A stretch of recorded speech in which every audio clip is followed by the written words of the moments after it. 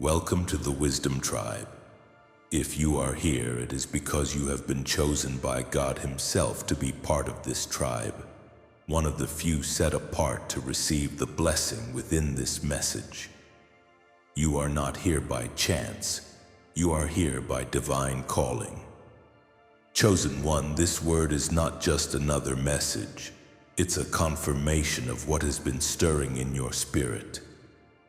You may have felt unusual lately, sensing a divine pressure in your heart that you cannot explain. That's because the spirit of Moses has been released upon you. Just like Moses, you were chosen to be a deliverer. You were not called to fit in. You were called to stand out. You were not called to stay silent. You were called to confront. You were not called to live small. You were called to carry a mantle that would break chains off many. The spirit of Moses is not just a story in the Bible. It is alive in you right now. And in this season, God is raising you to lead others out of spiritual, emotional, and generational bondage. Before we go any further, pause right here. If your spirit is leaping at this word, type 7 in the comments right now. That number is not ordinary. It is heaven's seal of divine completion, the same way God completed Israel's deliverance through Moses.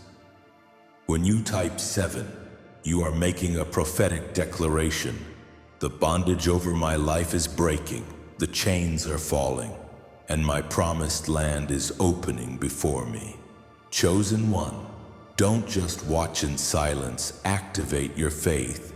Type it, claim it, and let the heavens record your obedience.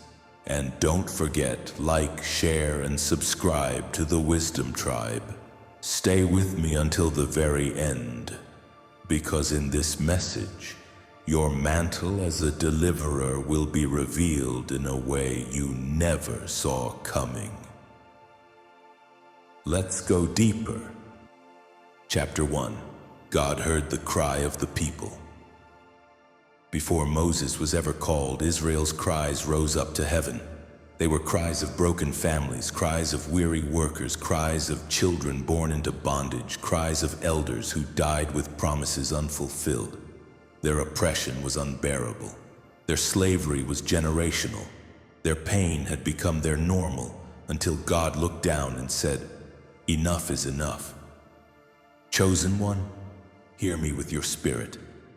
God is still the same today. He is the God who hears. He is the God who remembers. He is the God who responds when His people cry out. And just as He heard Israel, He has heard the cries connected to your destiny.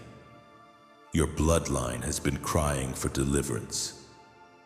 Sometimes with loud prayers, sometimes with silent tears, sometimes with generational groans that could not be expressed in words. Your community has been crying for breakthrough, longing for someone to break the cycle of poverty, limitation, and despair. Your ancestors prayed prayers they never saw fulfilled, and heaven recorded every word. Those prayers did not vanish, they were preserved. They were stored in the spiritual realm, waiting for an appointed time, waiting for an appointed vessel. And now, that vessel is you. This is why your life has felt so different. This is why your journey has carried so much weight. You have not just been living for yourself, you have been carrying the cries of many. You are the answer to generations of petitions. You are the chosen one God has raised up to silence the cries of bondage and replace them with the sound of freedom. Do you see it now? This is why the enemy has fought you so hard. He knows that if you rise, entire families will rise. If you break free, whole generations will break free. If you say yes to God, deliverance will not stop with you. It will overflow into every life connected to you. Just as Moses was sent to Pharaoh with a bold message, "Let my people go." You have been sent into spiritual environments of oppression. Maybe it's the curse that runs through your family line. Maybe it's the mindset of lack in your community. Maybe it's the fear and despair that hovers over your workplace, your city, or even your nation. Wherever bondage exists, God has placed you there as His voice, His light, and His vessel of deliverance. And here's the truth. Bondage cannot remain when the spirit of Moses rises.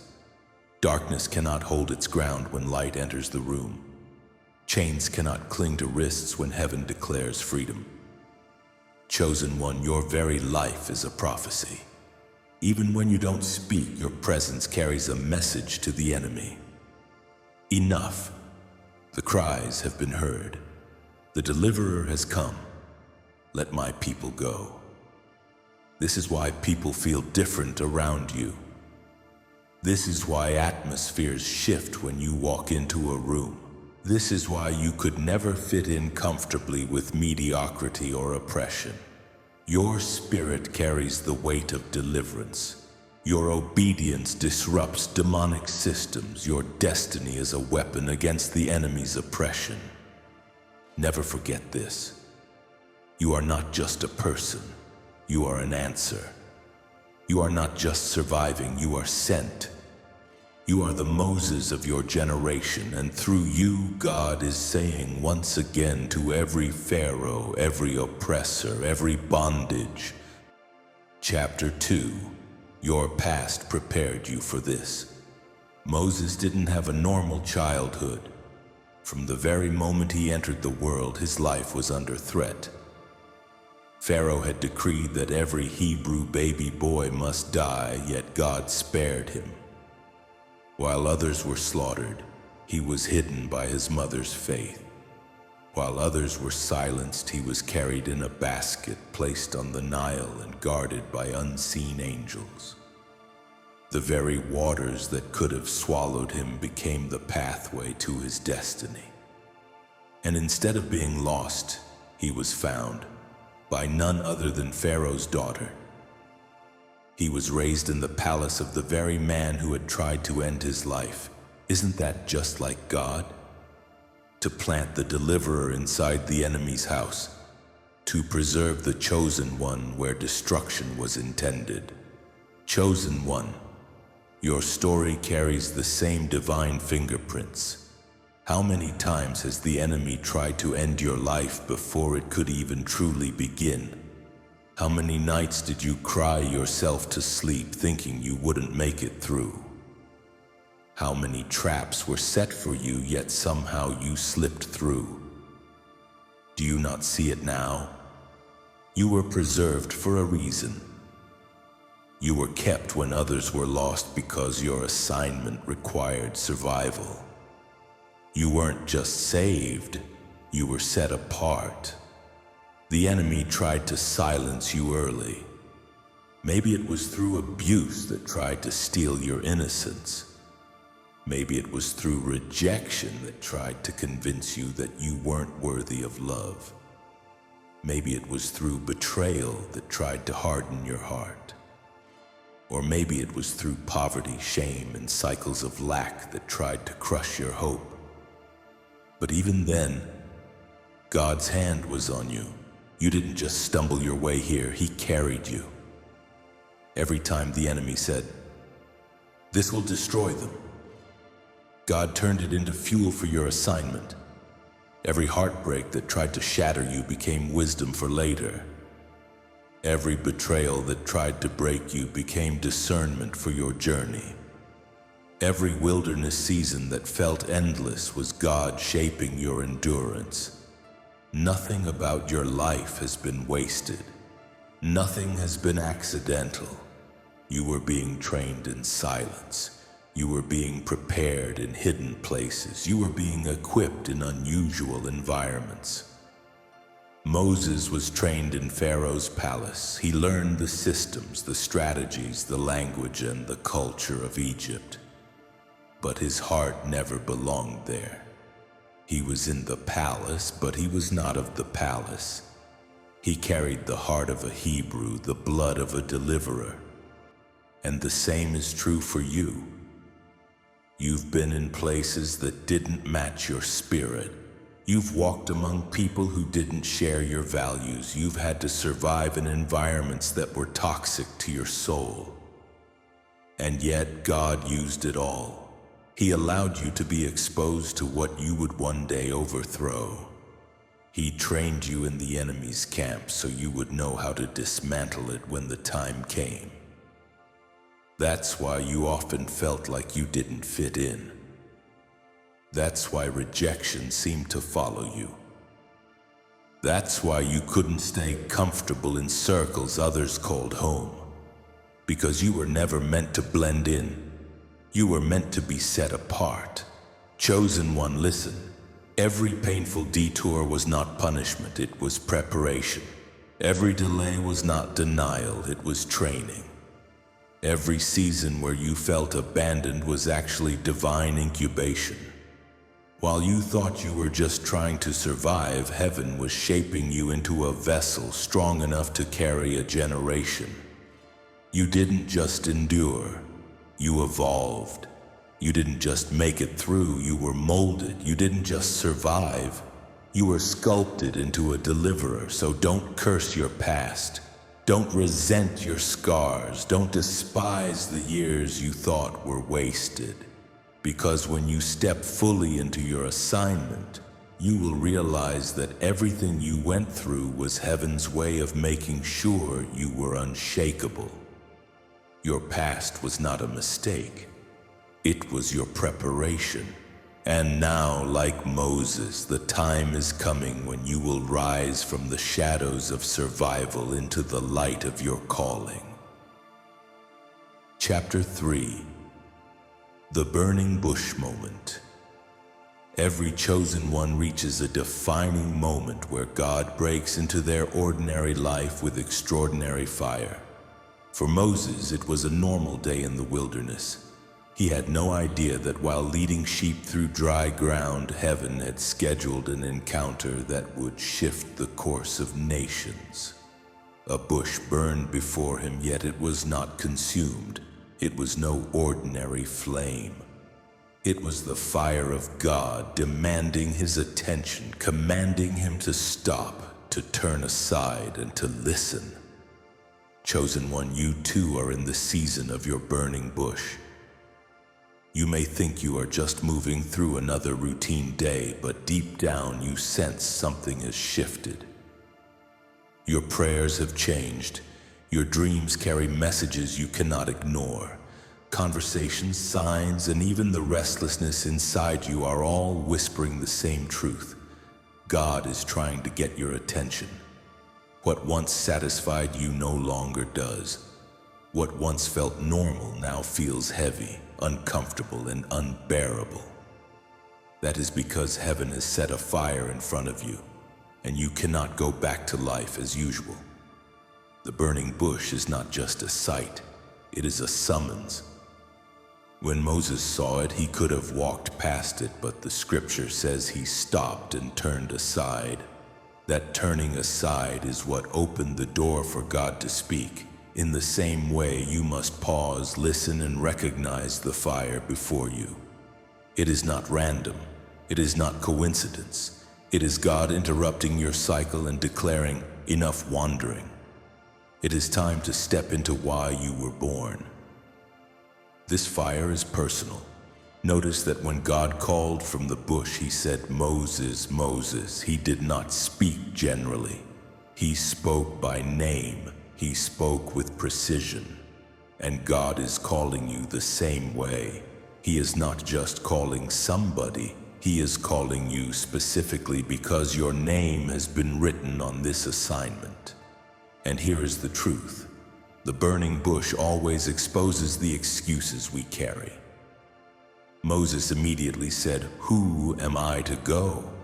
He looked at his flaws, his failures, his stutter, his past mistakes, and concluded he was unqualified.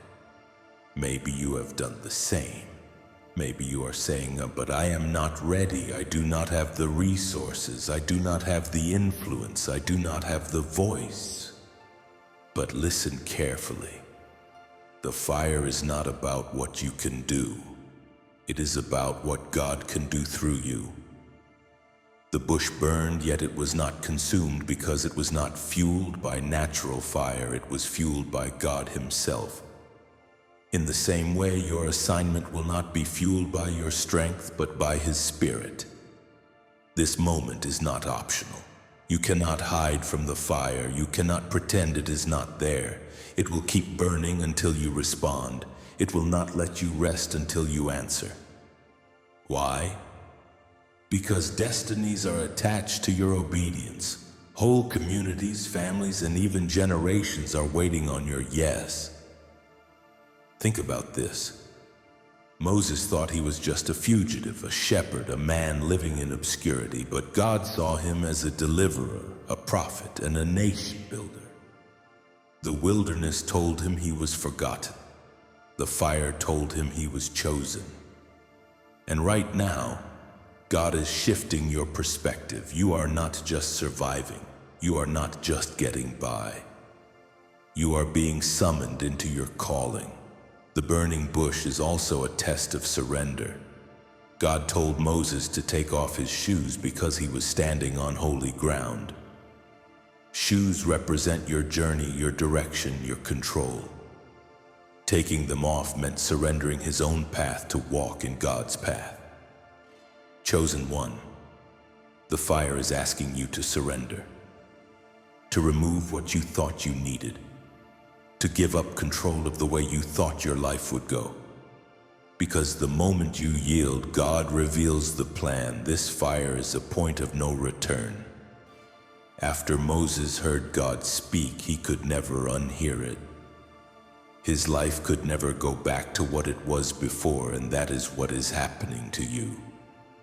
Once you taste this fire, once you hear God's voice, once you know there is more inside you than the world around you ever saw, there is no turning back.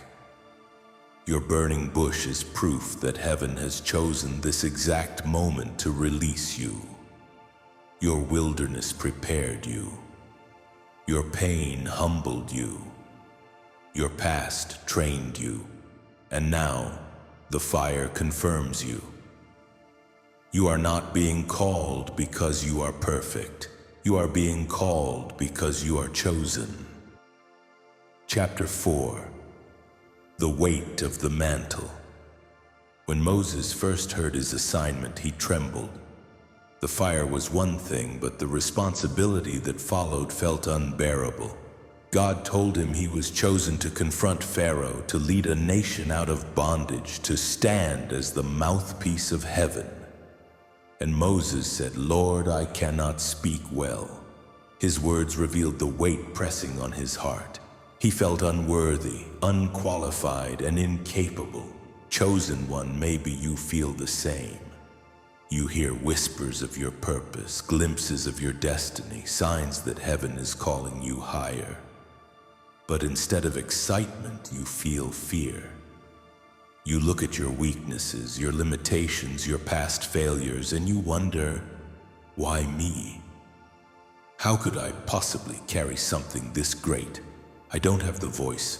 I don't have the resources. I don't have the influence. I don't have the strength. But here is the truth.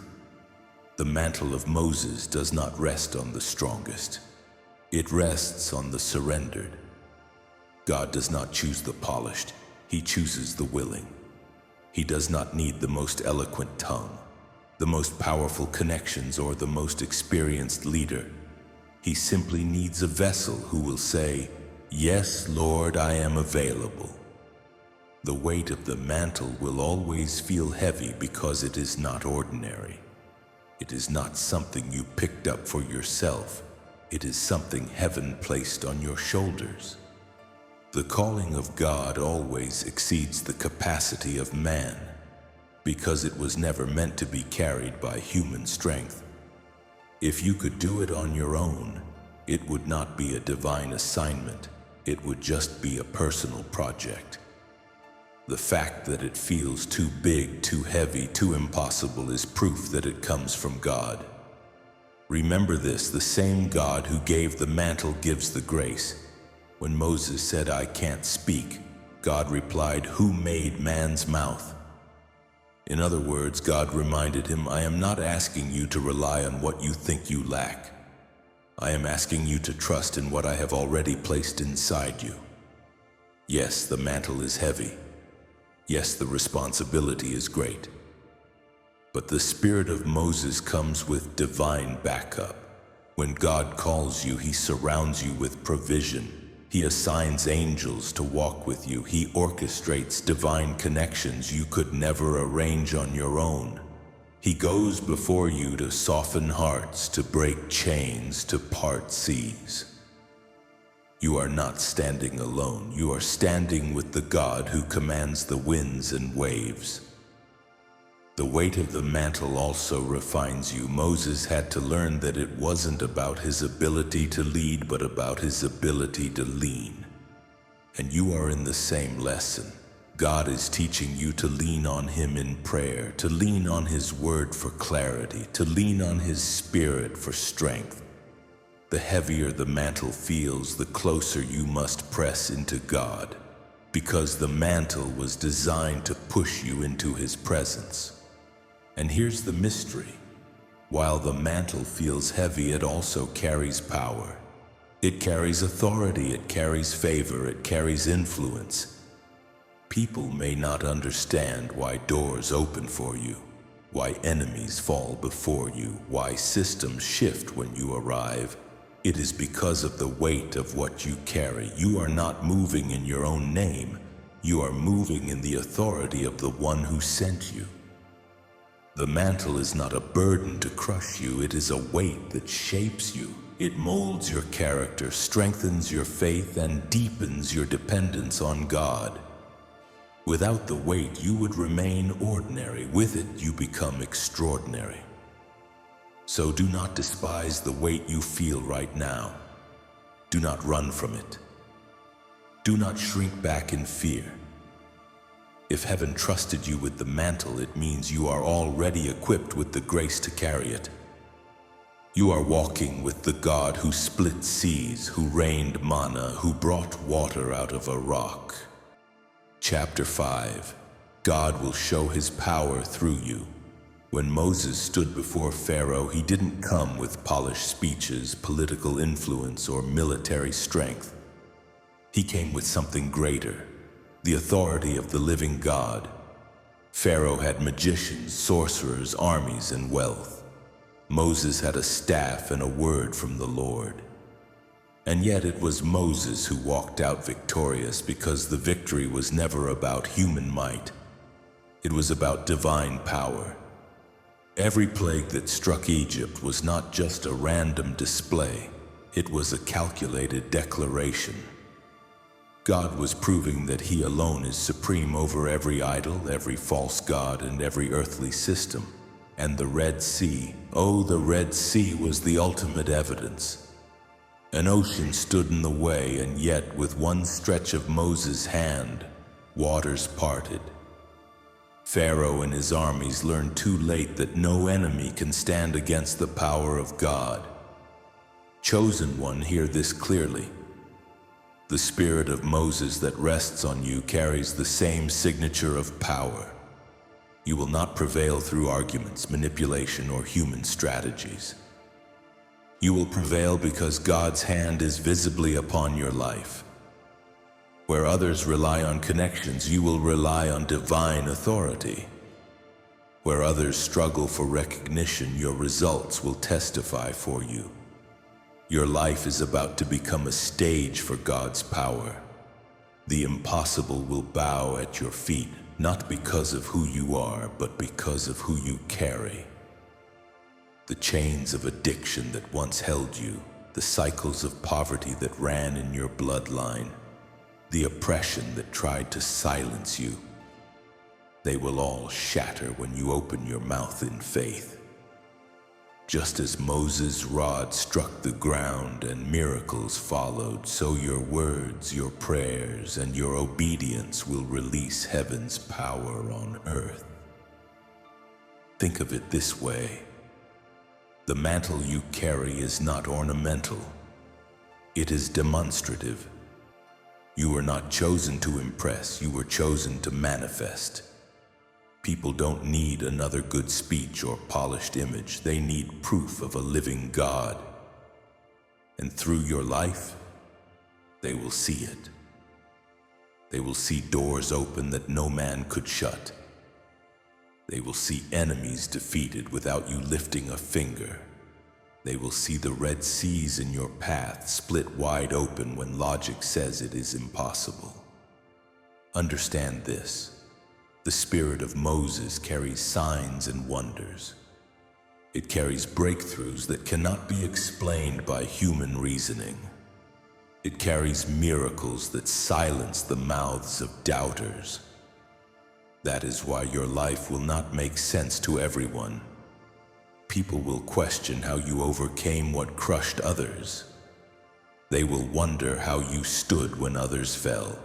They will be amazed at how you keep walking through storms that should have destroyed you. But here's the secret. They are not seeing you. They are seeing the God who walks with you. Your life becomes his billboard. Your victories become his testimony. Your breakthroughs become his evidence. Every time you overcome, God is saying to the world, this is what happens when I back a chosen vessel. Chosen one, prepare yourself. God is not just going to bless you privately. He is going to demonstrate his power through you publicly. Your story is about to shift from survival to demonstration. You will no longer just tell people that God is real. They will witness it through your life. So lift your staff, stretch your hand, open your mouth in faith. The spirit of Moses is upon you. And when God moves through you, the world will know that he alone is Lord. Chapter 6. Your deliverance is not just for you. Moses wasn't delivered from Egypt just to enjoy a peaceful life in the desert. He wasn't spared from Pharaoh's sword just so he could grow old quietly in Midian. He wasn't pulled out of the Nile as a baby, raised in Pharaoh's palace, and then protected when he fled into the wilderness just for his own safety. No, beloved, his story was never just about him. Every step, every rescue, every deliverance was shaping him to be the deliverer of others. He was delivered to deliver, and the same is true for you, chosen one. Your life has never been random. Every fire you passed through, every chain that broke off you, every mountain you climbed, none of it was simply for your own freedom. Heaven was writing a generational blueprint. God was setting you apart, not just so you could say, I made it, but so you could turn around and lead others out of the same prison you once cried in. Think about this for a moment. If God broke the chains of addiction from your life, do you really think it was only so you could enjoy sobriety? No. It was so that your testimony could pull another soul from the same pit. If he pulled you out of poverty, lifted you from the dust, and clothed you with dignity, it was not just to give you a good life. It was so you could carry others into financial freedom and teach them what true kingdom provision looks like.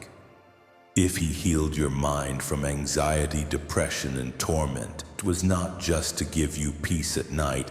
It was so that your story would shine as proof that peace is possible for others too.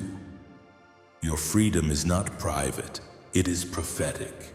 Every deliverance you experience is not just a gift, it is an assignment. Your testimony is not just something to tell, it is a weapon. When you speak, it breaks chains in the atmosphere.